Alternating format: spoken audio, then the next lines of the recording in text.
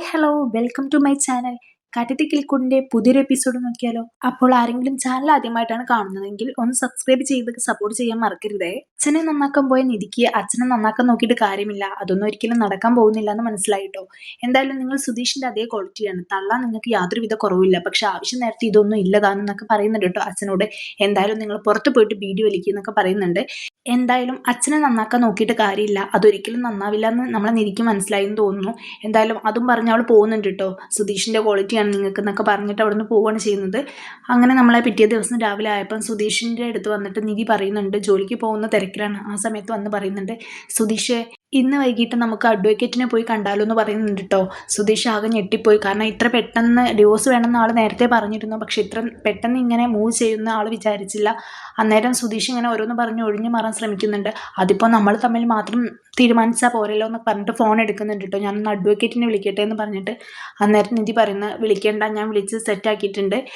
പിന്നെ ഞാൻ അപ്പോയിൻമെൻറ്റും എടുത്തിട്ടുള്ളതാണ് വൈകിട്ട് വരാൻ വേണ്ടിയിട്ട്. ഞാൻ എന്തായാലും ജോലി കഴിഞ്ഞിട്ട് വരുമ്പോൾ നമുക്ക് പോകാമെന്ന് പറയുന്നുണ്ട് കേട്ടോ.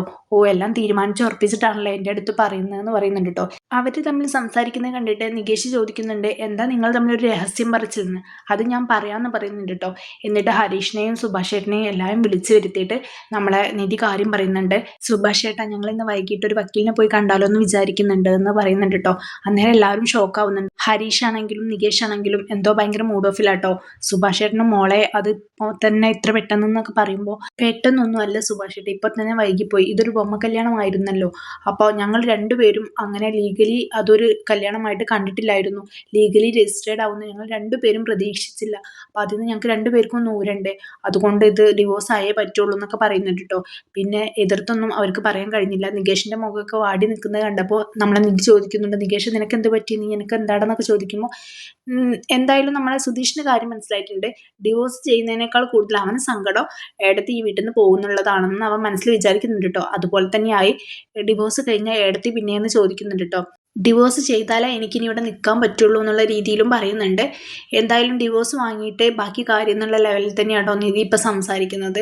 എന്തായാലും ജോലി കഴിഞ്ഞിട്ട് നമുക്ക് നോക്കാമെന്ന് ആണ് പറഞ്ഞത് കേട്ടോ. അവൾ ഇന്ന് ഓഫീസിൽ പോകുന്നുണ്ട്, വൈകിട്ട് അങ്ങോട്ട് വരാമെന്നാണ് പറയുന്നത്. എന്തായാലും നമ്മളെ സുഭാഷ് ചേട്ടൻ നമ്മളെ നികേഷിനും നിധിക്കൊക്കെ ടിഫിൻ കൊടുത്തു വിടുന്നുണ്ട്. വൈകിട്ട് ബാക്കി കാര്യം എന്ന് പറഞ്ഞു പോയതാണ്. എന്തായാലും നമ്മൾ സുധീഷിന് ഭയങ്കരമായിട്ട് മൂഡ് ഓഫും സങ്കടമൊക്കെ ഉണ്ട്, ടെൻഷൻ. ഇനി എങ്ങനെ ഇതിൽ നിന്ന് ഊരി പോകുന്നു അവനൊരു ഐഡിയ ഇല്ല. സുഭാഷ് ചേട്ടൻ്റെ അടുത്ത് പോയിട്ട് കുറേ ഡയലോഗൊക്കെ നമ്മളെ സുധീഷ് അടിക്കുന്നുണ്ട്. സുഭാഷ് ചേട്ടൻ ചോദിക്കുന്നുണ്ട്, എന്താ മോനെ ഇപ്പം ഇത്, അവൾ ഇത്ര പെട്ടെന്നൊക്കെ പറയുമ്പോൾ സുഭാഷ് ചേട്ടൻ എന്താ ഷോക്കായോ? ഞാൻ ഇതിന് മുൻപ് പറഞ്ഞതല്ലേ, അപ്പം നിനക്കെന്തേ ഒന്നും തോന്നിയില്ലേ എന്ന് ചോദിക്കുന്നുണ്ട് കേട്ടോ സുധീഷിൻ്റെ അടുത്ത്. സുധീഷ് പറയുന്നുണ്ട്, ആദ്യമായിട്ട് കേൾക്കുമ്പോഴല്ലേ ഷോക്കുള്ളൂ, ഇത് ഞാൻ ഇടയ്ക്ക് കേൾക്കുന്നതല്ലേ, അതുകൊണ്ട് കുഴപ്പമില്ല എന്ന് പറയുന്നുണ്ട് കേട്ടോ. ഇവർ തമ്മിൽ സംസാരിക്കുന്നതിൻ്റെ ഇടയിലാണ് ഹരീഷ് അങ്ങോട്ട് വരുന്നത്. നീ എന്തിനാണ് സുഭാഷ് ചേട്ടനോട് ചൂടാവുന്നത്, നിങ്ങൾ തമ്മിലുള്ള പ്രശ്നത്തിനെന്ന് പറയുന്നുണ്ട് കേട്ടോ. അന്നേരം നമ്മളെ സുധീഷ് കുറച്ച് ഓപ്പണായിട്ട് സംസാരിക്കുന്നുണ്ട്. നിങ്ങൾക്കാർക്കും എന്നോടൊരു സ്നേഹവും ഇല്ല, നിങ്ങൾ വിചാരിക്കുന്ന പോലെയൊന്നുമല്ല.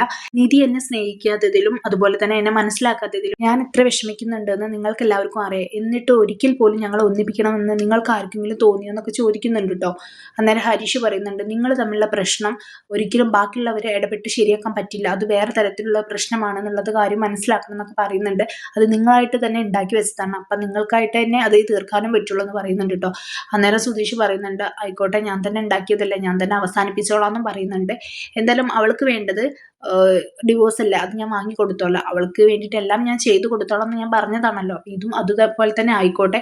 എന്തായാലും അവൾ എന്നോട് തന്നെ ഇഷ്ടമാണ്, എനിക്ക് ഹസ്ബൻഡായിട്ട് സുധീഷിനെ തന്നെ മതിയെന്ന് ഞാൻ ആ വായ കൊണ്ട് പറയിപ്പിക്കുന്നുള്ള കാര്യം ഞാൻ നിങ്ങളോട് വീണ്ടും പറയുകയാണ്. എപ്പോഴും പറയുമ്പോൾ നിങ്ങൾക്കൊരു വില ഉണ്ടാവില്ല, പക്ഷെ ഞാൻ ഒരിക്കൽ കൂടി അത് പറയുകയാണെന്നൊക്കെ പറയുന്നുണ്ട് കേട്ടോ.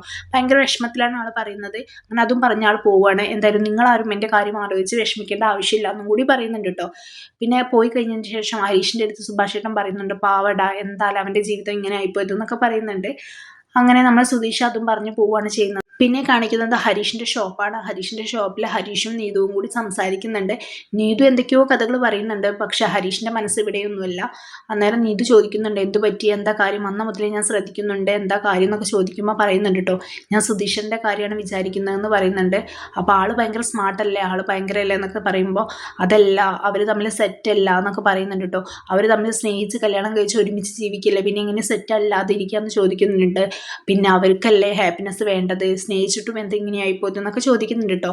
അങ്ങനെ അവളൊരു ഐഡിയ പറഞ്ഞു തരാം, സുധീഷ് ചേട്ടൻ വേറൊരു പെൺകുട്ടിയോട് ഭയങ്കരമായിട്ട് സ്നേഹിക്കുന്ന പോലെ കാണിക്കുക, അപ്പോൾ പൊസസീവ്നെസ് ആയിക്കോളും എന്നൊക്കെ പറയുന്നുണ്ട്. അതൊന്നും വേണ്ട, നിന്നോട് ഐഡിയ ചോദിച്ചാൽ എന്നെ വേണം പറയാൻ എന്നൊക്കെ ഹരീഷ് ഇങ്ങനെ പറയുന്നുണ്ട് കേട്ടോ. എന്തായാലും അവർ ഭയങ്കര സംസാരത്തിലൊക്കെയാണ്.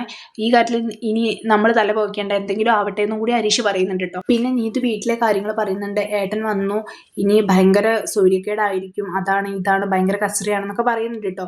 ഏട്ടൻ എല്ലാ കാര്യത്തിലും ഇടപെടും എന്നുള്ള രീതിയിലൊക്കെ സംസാരിക്കുന്നുണ്ട്.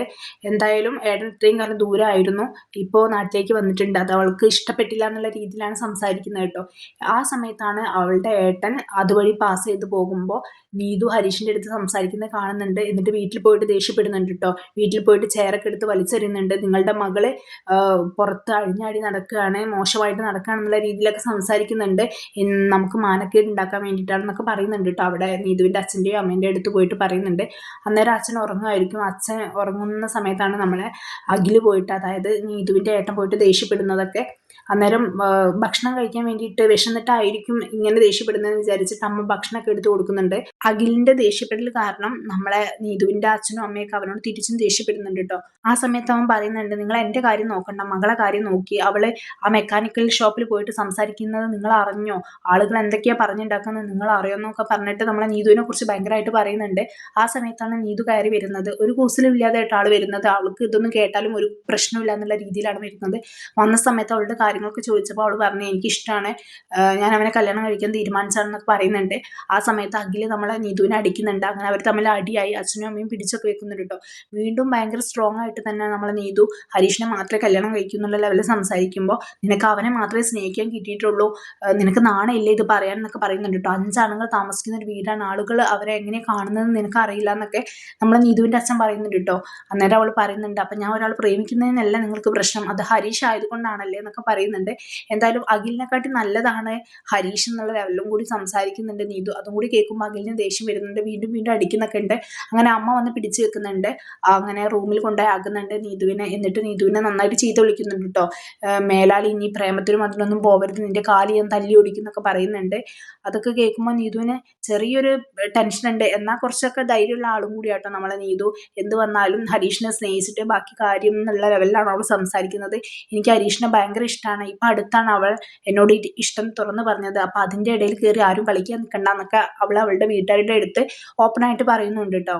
എന്തായാലും നീതുവിൻ്റെ ഏട്ടൻ ഭയങ്കര ദേഷ്യത്തിലാണ്. ഹരീഷുമായിട്ടുള്ള സ്നേഹത്തിൽ അവനും താല്പര്യമില്ല. അതുകൊണ്ട് തന്നെ നേരെ അവൻ്റെ കൂടെയുള്ള ഫ്രണ്ട്സിനെയൊക്കെ കൂട്ടിയിട്ട് ഹരീഷിൻ്റെ വീട്ടിൽ പോയിട്ട് പ്രശ്നം ഉണ്ടാക്കാൻ വേണ്ടിയിട്ട് പോകുന്നുണ്ട്. ആ സമയത്ത് നമ്മളെ ഭാസ്കരനച്ഛൻ മുന്നിൽ ഇരിക്കുന്നുണ്ട് കേട്ടോ. ഇതാരാ വന്നതെന്ന് വിചാരിച്ചിട്ട് നിൽക്കുകയാണ്. അവരെയൊന്നും മുൻപരിചയമില്ല, അതുകൊണ്ട് ആരാ വന്നതെന്ന് വിചാരിച്ച് ഇങ്ങനെ നോക്കി നിൽക്കുന്നുണ്ട്. എന്താ കാരണം ഒരു വീട്ടിൽ ആളില്ലേ എന്നൊക്കെ ചോദിക്കുമ്പോൾ നമ്മൾ ഭാസ്കരനച്ഛൻ പറയുന്നുണ്ട് കേട്ടോ, ഇത്രയും വലിയൊരാളെ കണ്ടിട്ട് നിനക്ക് ആളായിട്ട് തോന്നുന്നില്ലേടാ എന്നൊക്കെ തിരിച്ച് പറയുന്നുണ്ട്. എന്തായാലും ഇനി അവിടെ ഒരു അടി നടക്കാൻ ചാൻസ് ഉണ്ട്. എന്തായാലും ഇത്രയും കാലം വളരെ ഫ്രീഡത്തോട് കൂടിയിട്ടായിരുന്നു ഹരീഷിനെ നീതു സ്നേഹിച്ചുകൊണ്ടിരുന്നത് അല്ലേ. ഇപ്പൊ ഈ ഇടയ്ക്കിടെയായിട്ട് അച്ഛനും അതുപോലെ തന്നെ ഏട്ടനൊക്കെ വന്നിട്ട് അതിൽ പ്രശ്നങ്ങൾ ഉണ്ടാക്കാൻ വേണ്ടിയിട്ട് ശ്രമിക്കുന്നുണ്ട്. മേ ബി വീട്ടുകാരോടൊന്നും വഴക്കിടിച്ച് ഭയങ്കര റിസ്ക് ഒന്നും എടുത്തിട്ട് ഹരീഷ് നീതുവിനെ സ്വന്തമാക്കാൻ ശ്രമിക്കുമെന്ന് തോന്നുന്നില്ല. എന്തായാലും നമുക്ക് വെയിറ്റ് ചെയ്ത് നോക്കാം ഹരീഷ് നീതു പ്രണയത്തിൽ എന്താണ് സംഭവിക്കാൻ പോകുന്നതെന്ന്. അപ്പോൾ ആരെങ്കിലും എൻ്റെ ചാനൽ സബ്സ്ക്രൈബ് ചെയ്യാതെയാണ് കാണുന്നതെങ്കിൽ ഒന്ന് സബ്സ്ക്രൈബ് ചെയ്ത് സപ്പോർട്ട് ചെയ്യാൻ മറക്കരുത്. ഇതുപോലുള്ള റിവ്യൂസിനായിട്ട് എൻ്റെ ഈ ചാനൽ ഒന്ന് ഫോളോ ചെയ്യുക. ബൈ.